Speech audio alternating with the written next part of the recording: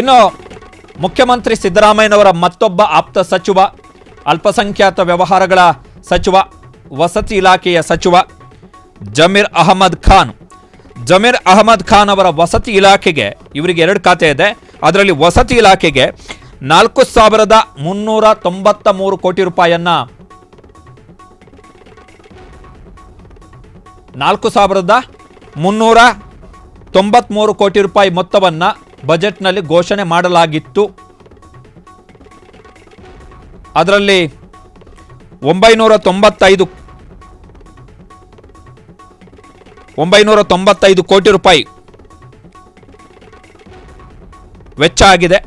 995 ಕೋಟಿ ರೂಪಾಯಿಯನ್ನು ಬಿಡುಗಡೆ ಮಾಡಲಾಗಿದೆ. ಅದರಲ್ಲಿ 342 ಕೋಟಿ ರೂಪಾಯಿ ಮೊದಲ 2.5 ತಿಂಗಳಲ್ಲಿ, ಅಂದರೆ ಮೊದಲ ತ್ರೈಮಾಸಿಕ ಅವಧಿಯಲ್ಲಿ 995 ಕೋಟಿ ರೂಪಾಯಿ ಬಿಡುಗಡೆಯಾಗಿದೆ. 342 ಕೋಟಿ ರೂಪಾಯಿ ವೆಚ್ಚ ಆಗಿದೆ ಜಮೀರ್ ಅಹಮದ್ ಖಾನ್ ಅವರ ಇಲಾಖೆಯಲ್ಲಿ.